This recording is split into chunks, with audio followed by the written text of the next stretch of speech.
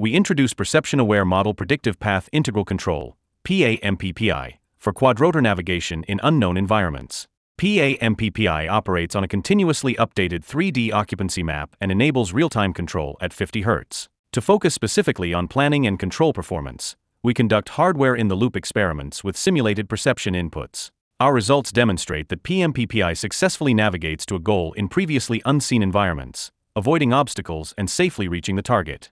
All trajectories are sampled in the current known free space to guarantee safety. PA-MPPI's ability to explore is driven by a novel ray tracing reward, which awards trajectories whose endpoints project through unknown space along the straight-line direction to the goal, while penalizing trajectories that intersect known obstacles. Compared to current state-of-the-art methods for navigation in unknown environments, PA-MPPI performs on par in scenarios with complex obstacle geometries and outperforms prior approaches in highly cluttered settings. This improvement is enabled by its fast 50 Hz replanning rate and MPPI's inherent ability to sample only dynamically feasible trajectories.